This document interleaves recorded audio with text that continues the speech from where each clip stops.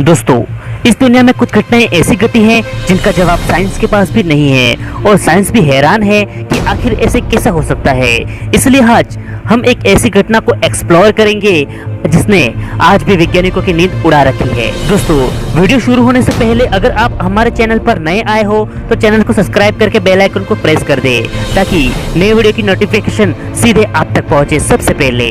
दोस्तों, सब्सक्राइब जरूर करें, इससे मुझे और मेरी टीम को बहुत खुशी मिलती है। So guys, my name is Lucky Patel and you are watching Amazing World. So let's start this video. तो दोस्तों, कुछ वैज्ञानिक मानते हैं कि समय यात्रा एक सन की अवधारणा से ज्यादा कुछ भी नहीं है और कुछ वैज्ञानिक समय यात्रा पर यकीन करते हैं। यहाँ तक कि इस सदी के सबसे महान वैज्ञानिक अल्बर्ट आइंस्टीन ने भी कहा था कि समय यात्रा करना संभव है। तो चलिए जानते हैं समय यात्रा से जुड़ी एक सच्ची और रहस्यमय घटना के बारे में। यह घटना 2 जुलाई 1955 की है, जब न्यूयॉर्क एयरपोर्ट से विमान रोजाना की तरह उड़ान भर रहे थे।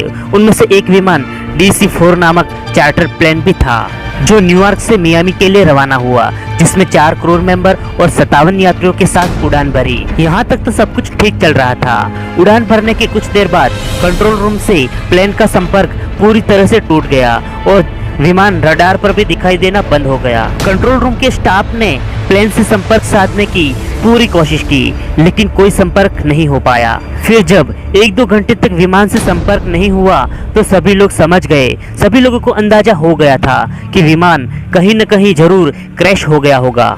और इसके बाद DC-4 विमान को खोजने के लिए कई टीम को भेजा गया, लेकिन विमान का कोई भी पता नहीं चल सका।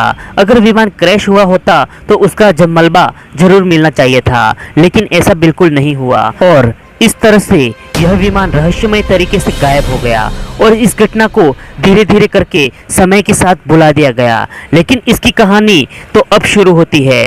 21 मई 1992 कराकस वेनेजुएला का इंटरनेशनल एयरपोर्ट पर रोज की तरह सभी कर्मचारी अपने काम में व्यस्त थे। तभी कंट्रोल रूम में बैठे जोहांडी नामक एक शख्स को रडार पर अचानक से एक विमान दिखाई दिया और अचानक से रडार पर प्लेन को देख जोहांडी भी थोड़ा परेशान हो गए। कोई दुर्घटना ना हो इसलिए जोहांडी ने उस प्लेन से रेडियो सिग्नल साधना चाहा, लेकिन तभी प्लेन के पायलट ने खुद कंट्रोल रूम से संपर्क करके पूछा, हम इस वक्त कहां पर हैं और यह कौन सा शहर है।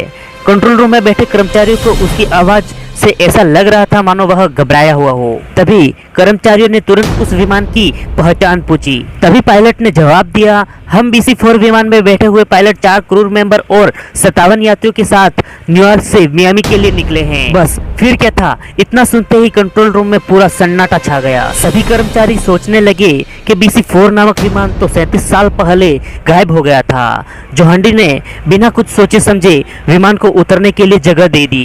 विमान के लैंड करने के बाद पायलट ने पूछा, हम इस वक्त कहाँ हैं। तभी कंट्रोल रूम ने जवाब दिया कि आज 21 मई 1992 है और यह कराकस वेनेजुएला का एक इंटरनेशनल एयरपोर्ट है। तभी दोनों पायलट आपस में बात करने लगे कि ऐसा हो ही नहीं सकता, यह कैसे संभव है। तभी जोहांडी ने उनकी सहायता के लिए कुछ कर्मचारियों को नीचे भेजा विमान की तरफ। जब कर्मचारी विमान के पास पहुंचे तो खिड़कियों से झांक रहे सभी यात्रियों को देखा।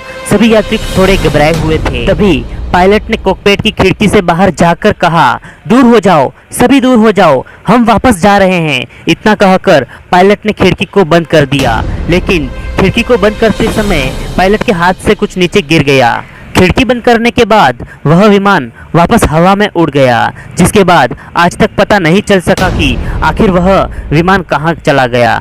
फिर एक चौंकाने वाली बात सामने आई कि पायलट के हाथ से जो चीज नीचे गिरी थी वह कोई मामूली चीज नहीं थी, वह 1955 का कैलेंडर था जो इस घटना का पुख्ता सबूत था। कई लोग इस घटना को सच नहीं मानते हैं, लेकिन उस पायलट और कंट्रोल रूम के बीच की बातचीत की पूरी रिकॉर्डिंग और वह 1955 का कैलेंडर इस घटना का पुख्ता सबूत है और यह घटना बिल्कुल सच है। लेकिन दोस्तों, सोचने वाली बात यह है कि आखिर 37 सालों तक वह विमान कहाँ था और ऐसा क्या हुआ था कि वह विमान 1955 से सीधे 1992 में पहुंच गया। इस घटना को समझने के लिए वैज्ञानिकों ने बहुत सी कोशिशें की हैं जो इसकी समय यात्रा को समझा जा सके, लेकिन आज भी यह एक रहस्य बना हुआ है। दोस्तों, इस घटना के बारे में ज्यादा जानने के लिए आप नेट पर भी सर्च कर सकते हैं। तो दोस्तों यह सच्ची घटना आपको कैसी लगी, और ऐसे ही वीडियो देखने के लिए चैनल को सब्सक्राइब जरूर कर ले और बेल आइकन को भी प्रेस कर दे। तो दोस्तों मिलते हैं अगले वीडियो में, तब तक के लिए बाय।